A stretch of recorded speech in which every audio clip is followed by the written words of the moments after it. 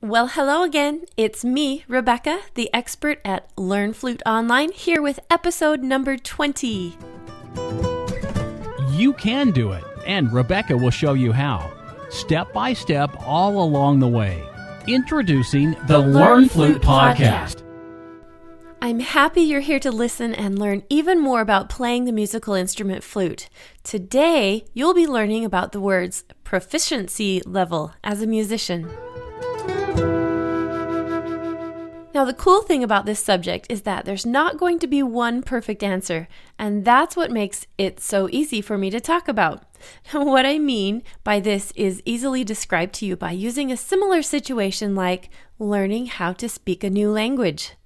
I actually had years and years and years of Spanish classes starting from about the age 11. Now, you'd think that by the time I got out of high school that I would have that language down, but nope.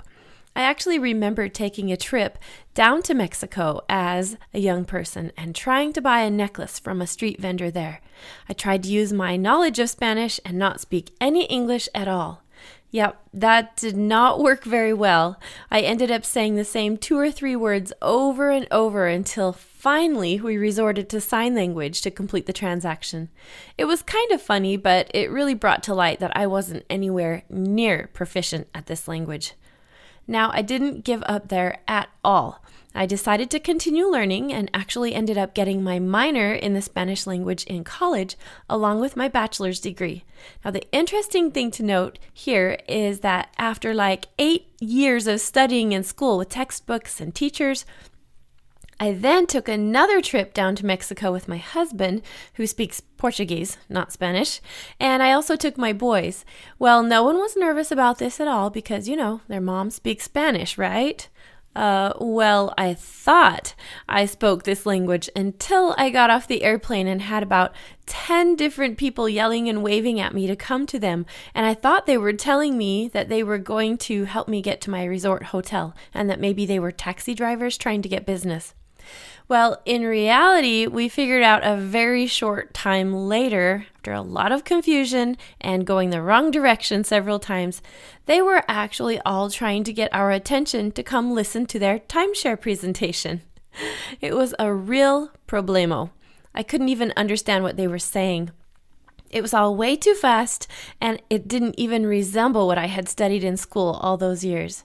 So I'm back to the drawing board, and after many, many years have passed since my college days, I understand that I can, read it on paper and comprehend it there, but not in any practical situation at all. So it's time for me to get some Latino friends and practice some Espanol. Now, I hope you're starting to see the similarities between my experience learning the language in school and assuming I was proficient because I'd been handed a piece of fancy paper at graduation that said I could speak this language. Well, actually, I laugh at it now because it's just not practical at all. Get me in a room of Mexicans and I am lost. Smiling, of course, and loving their company, but completely lost in the conversation. So now let's change this to the subject of at what level you'd consider yourself proficient on your instrument. Well, I guess the answer would be pretty easy to see here that we need to first determine what your goals are. Is it to learn how to maybe just read a fingering chart?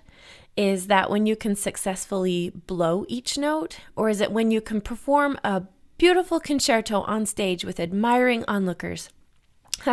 Well, we could go on and on with deciding what the various levels are.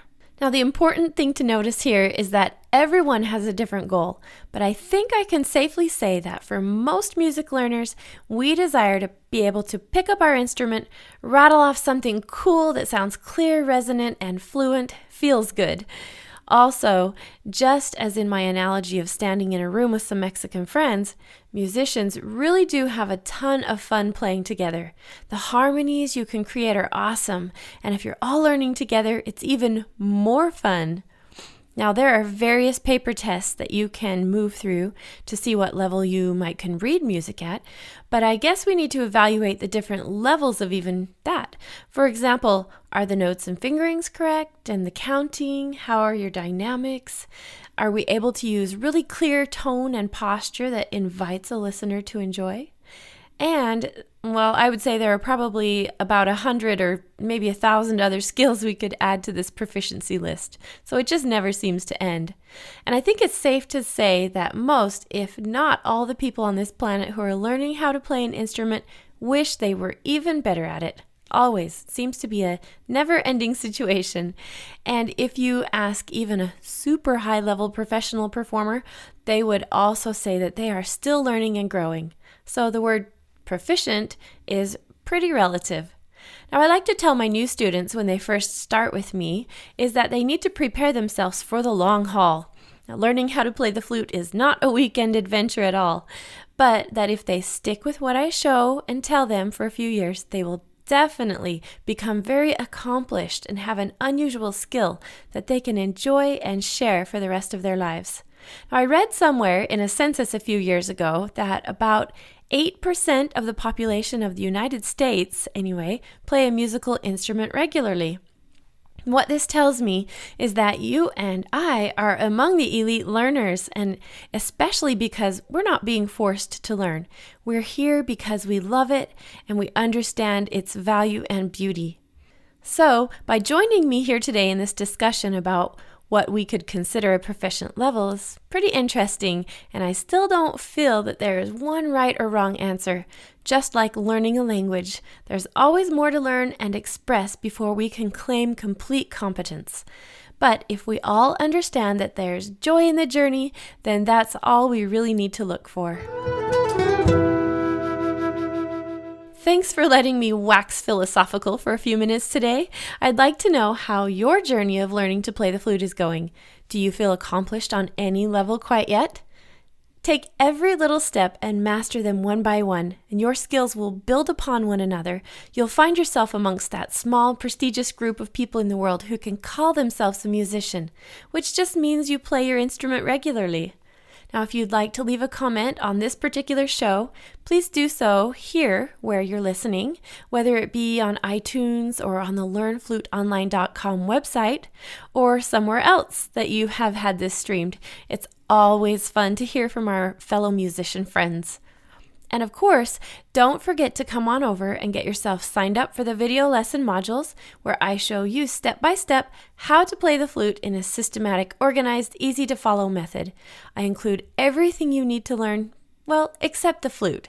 And even then, I can help point you to the right place and we'll get you on your way. Have a beautiful day.